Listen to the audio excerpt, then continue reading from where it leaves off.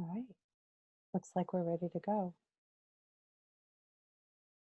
It's Thursday morning. It's 10 o'clock, and I usually have a guest with me at this time of the day on my Rise Above Noise Facebook group or here in the webinar. But today I wanted to show up kind of live and answer any questions people might be struggling with, and maybe they haven't approached me in person or gotten on a call with me, but there's these nagging questions that people have. And in my work that I do, right, I'm Susan Finn. I say that I am a digital marketing strategist. I work with heart-centered entrepreneurs, with energy healers, light workers, uh, people who are making a difference in this world. And it is my mission to be their guide as they journey through what could be chaos, what could be an energy suck, which could be a time warp that they go through using their digital marketing. And how do they show up? How do they show up with integrity? And how do you show up within your own personality and within your own mission to serve the people you're supposed to serve, and to let them know that you're out there and what it is that you're offering?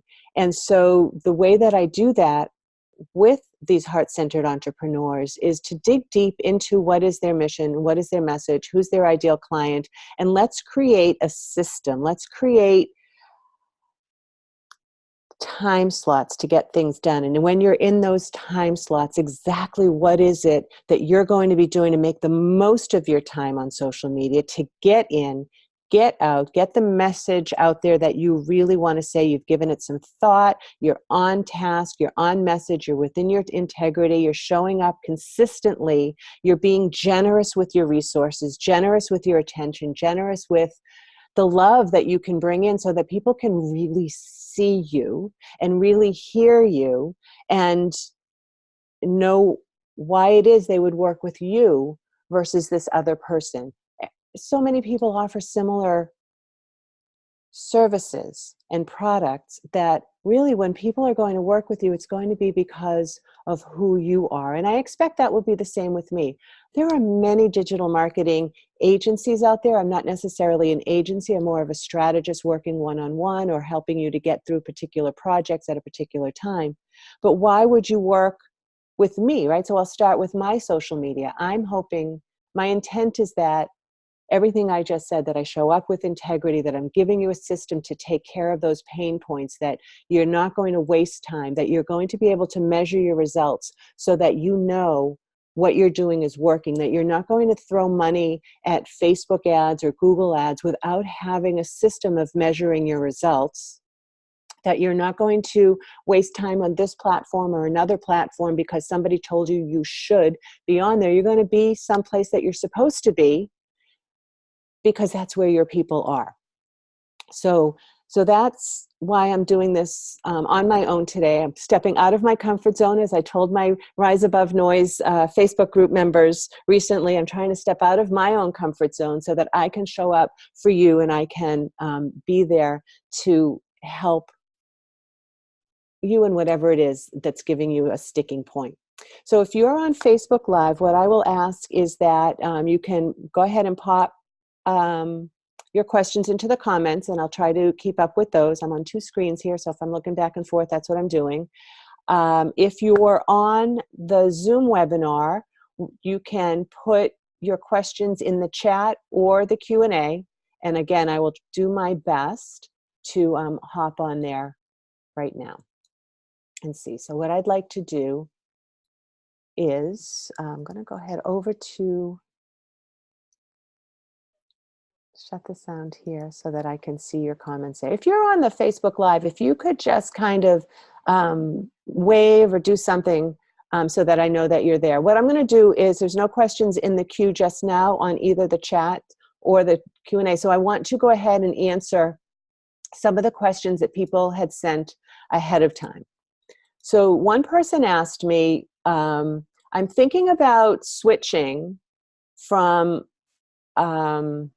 I'm thinking about switching from Constant Contact, where she's paying a monthly fee. She's probably either paying $20 a month or 40 or 45, depending on, she didn't go into detail on how many subscribers she has. And she's thinking of going over to MailChimp, which MailChimp is free up to 2,000 subscribers. And what did I think about that? And I'm not always one to say one product over another, and I will just tell you what my experience has been. So my experience has been that MailChimp can give you what you need if all it is that you want to do is send out newsletters. If you just want to send out newsletters and they look fine and you're not going to get too complicated, you don't need to embed, maybe you're not so concerned about how it shows up on mobile. MailChimp, there's some wonkiness with if it's showing up on your phone or your iPad versus your computer. So you want to spend that extra time to look at it on all the different platforms that most people will be looking at it. I think that people who view email newsletters right now are, I think it's about 50%, somewhere between 45, 50, low 50% of people are looking at emails on their phones. So you do want to make sure that if you're using images and you want them to show up right, that you're formatting them correctly, and then check your email before you send it. Send it to yourself to make sure that it's showing up well on MailChimp. MailChimp does have some capability of segmenting their lists and tagging their lists. They call them audiences. I've been using MailChimp for many years, and I personally, right, this is just me, I'm still stuck on exactly how to maneuver their audiences the way that I would like to. On Constant Contact, I'm able to drag in images and drag in video and drag in blogs with the read more link like this. So whatever time, my time is valuable. So if it's between spending $20 or $40 on Constant Contact versus spending an extra hour putting together, formatting an email newsletter, I'm going to opt for Constant Contact. I also love the way that Constant Contact allows me to segment my lists. I don't have to worry. If I've met you at a women's networking event and I've met you at a Chamber of Commerce event and you're one of my clients and you've opened a newsletter and I've segmented you into that list, when I send out my weekly newsletters now, I can click send to all. And if you're on 4 of those lists, you're not going to get my newsletter 4 times unless I have you in as different email addresses. Constant Contact knows enough to only send it to one email address, even if you're on a number of lists.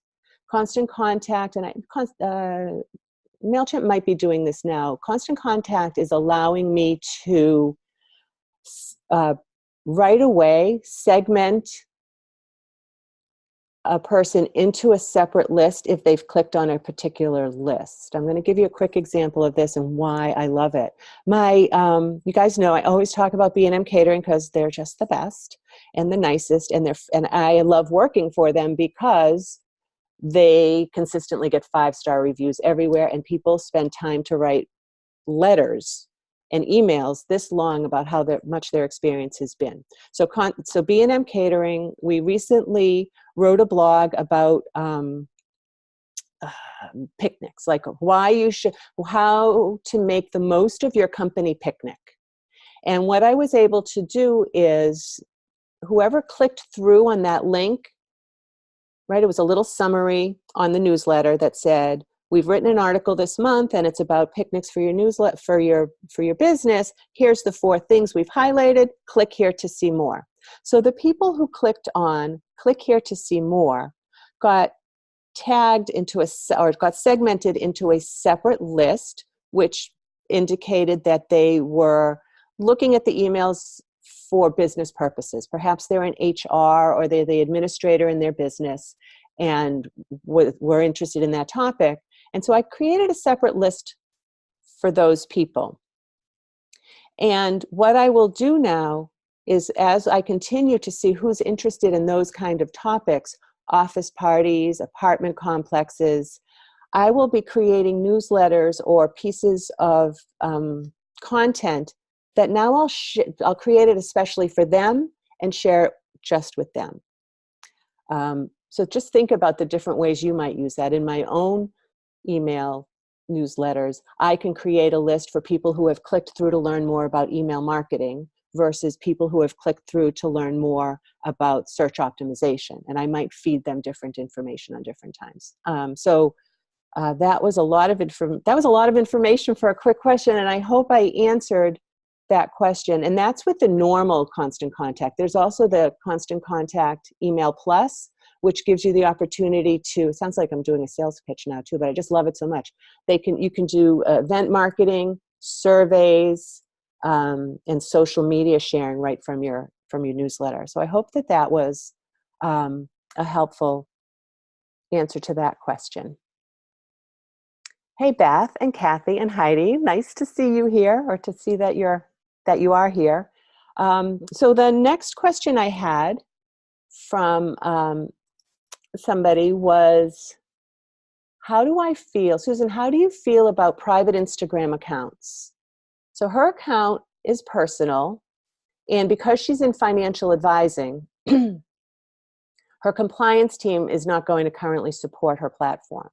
She'd like it to grow and utilize it as a way to let people know exactly who she is, what she's about. And she gets inspiration from Instagram. Hang on, you guys.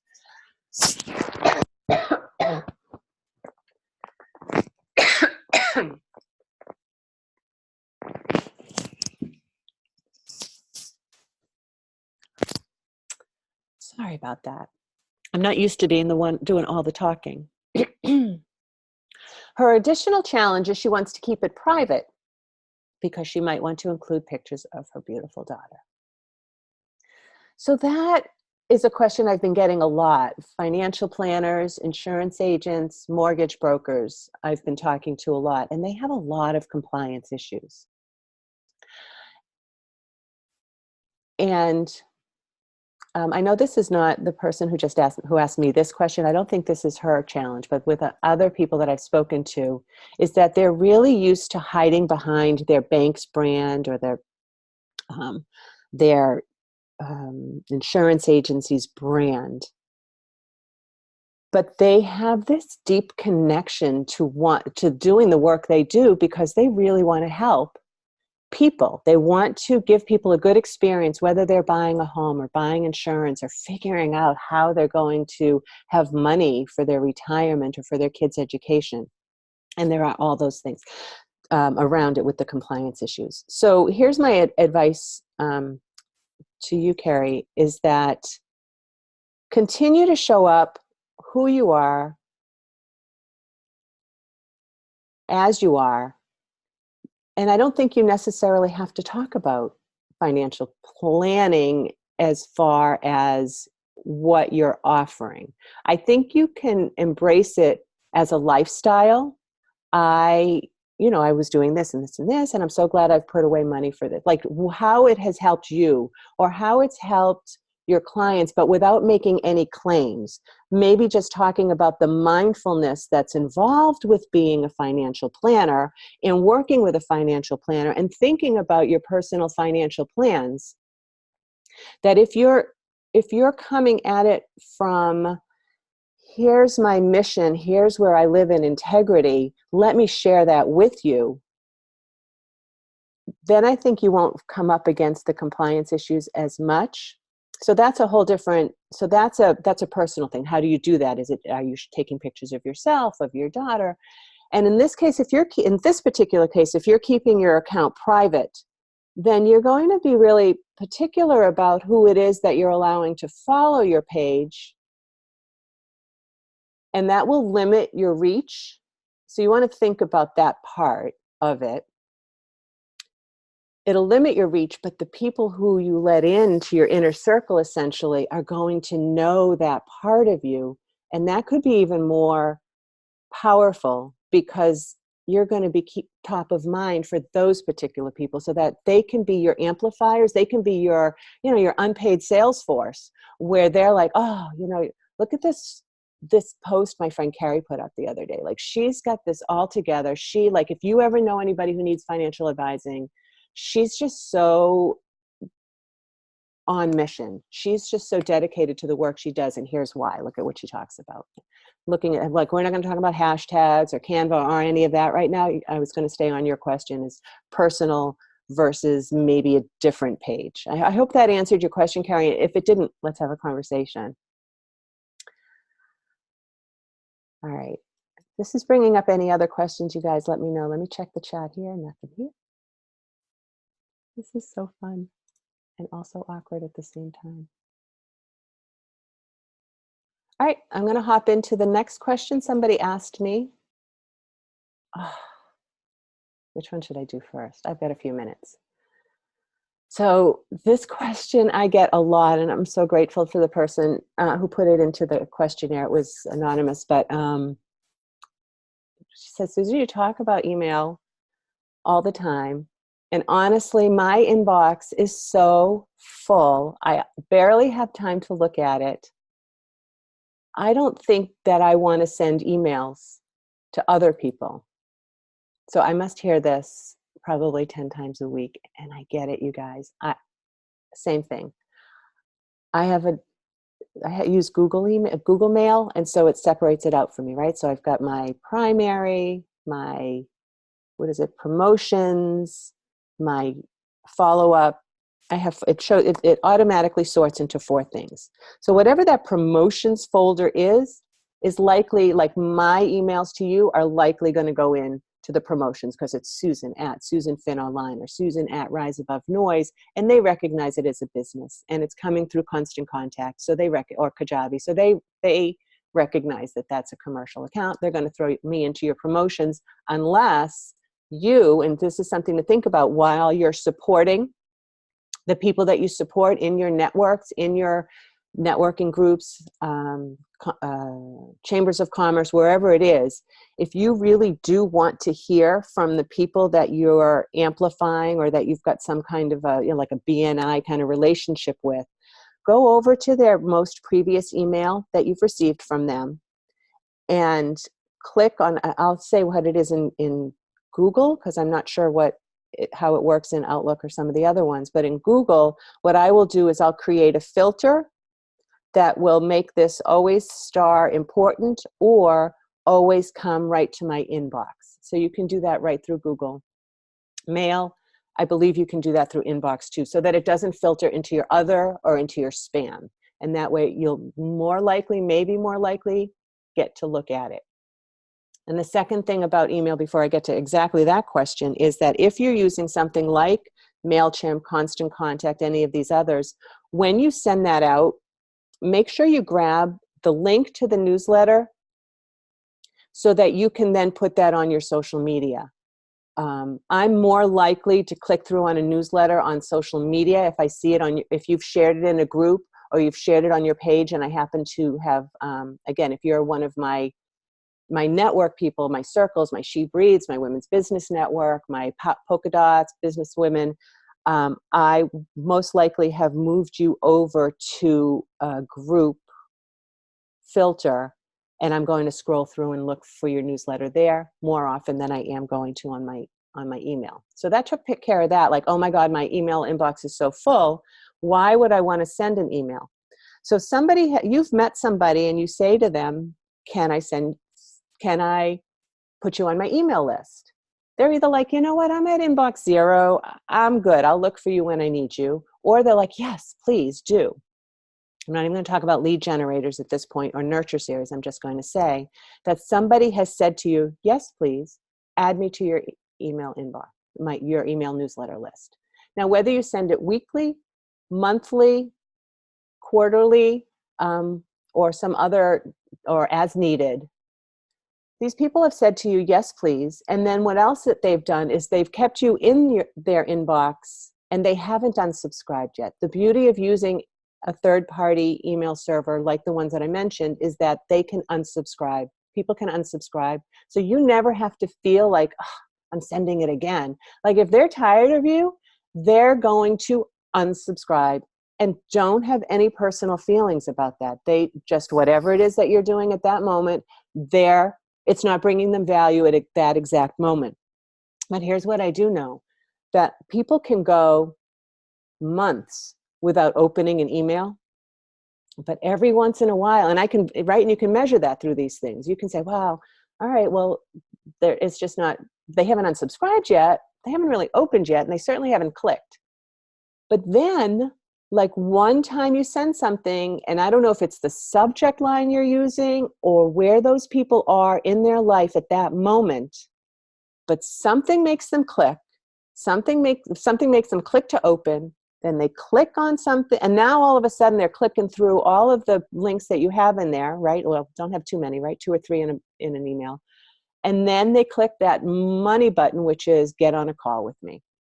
And then we have a conversation, and isn't that what it's all about all the time? It's just bringing people closer to us so that we can have a conversation and see, like, what's happening with you? How can I help? If I can't help, I'm probably going to know somebody who does. And I would imagine that's the same for you. So yes to newsletters, yes to consistent newsletters, but yes to newsletters that are, so I'm going to tell you, short, 1 or 2 calls to action. If you have more to say than above the fold, shorten that up, put it somewhere else. If you have a blog, put it on a blog. If you have another place where you can put content, put it over there. But give them like a nice little taste of what you're offering. And when I say offering, I mean offering. Be generous, be a resource, be giving, giving, giving. It isn't necessary, unless you have a product and a sale or something happening, it's not really a place to be selling right then. You can bring them over to another place, but your newsletter should be a reason people are opening it up. I say that because not most of the people that I work with do not necessarily have products, they're services. And before anybody's going to buy a service, they're going to need to know you and like you and trust you and have had a conversation with you and learn more about you. People are saying hi, but I don't have any questions on here. So I have one more. Oh, I have time for one more question, so I'll answer that. Awesome. All right, so this question is so good. I hope I can answer it in time. The question is, so this question is business page versus private page. How to use your business page versus your private page, and why would you want a business page? So this question is not talking about Facebook groups, and I'm actually going to say Facebook groups for the next time that I go live on this. So I'm going to answer this question: why a business page versus a private page? And if you will allow me to share my screen, as I love to do,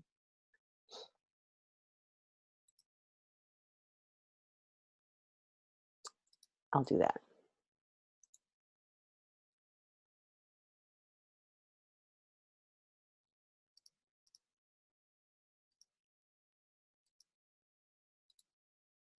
Let's see if it'll allow me to do that.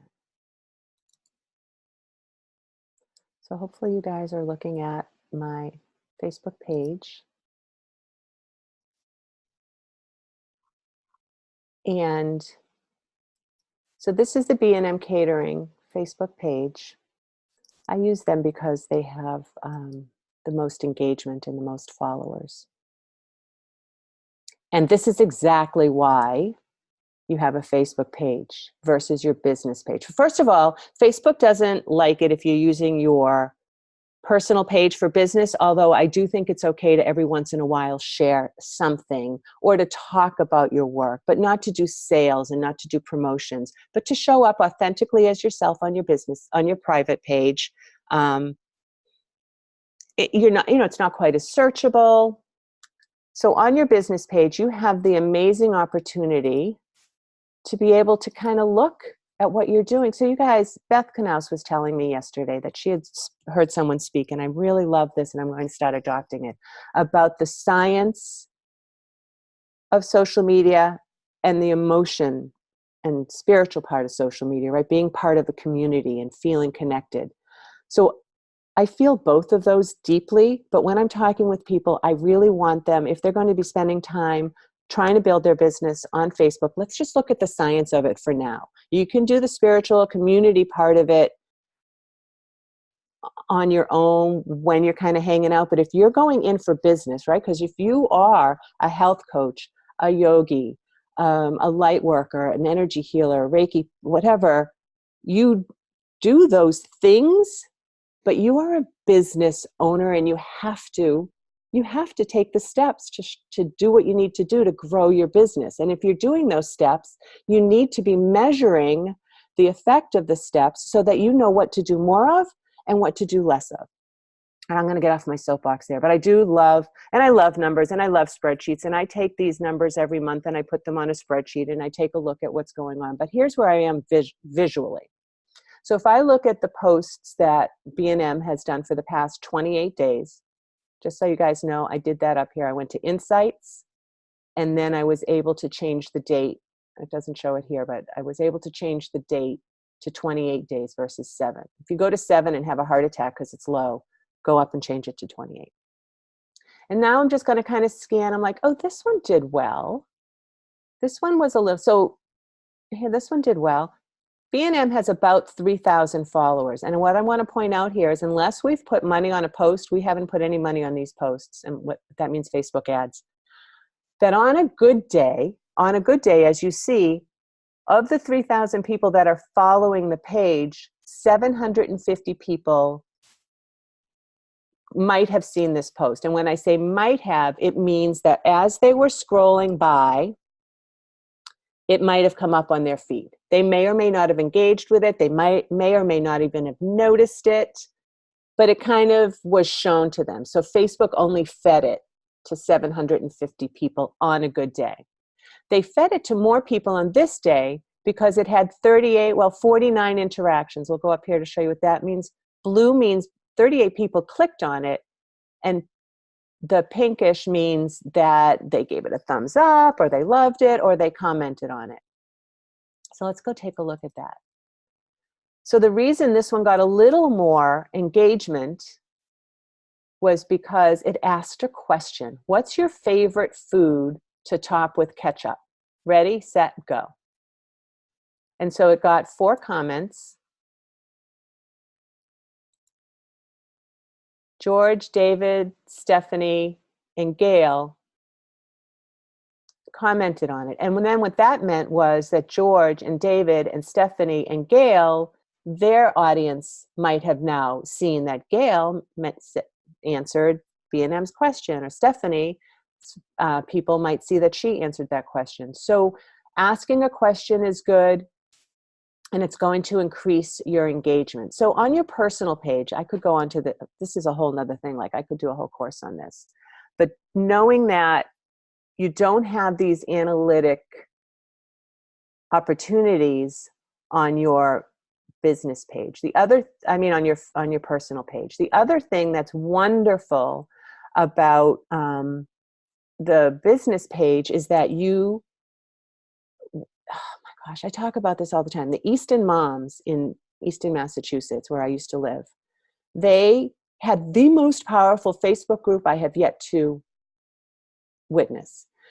Somebody would go on that group, where should I have my garbage disposal fixed? And within 5 minutes, there's 30 places. You should go talk to this one. You should do this company. And then you can use the @ sign and tag the company.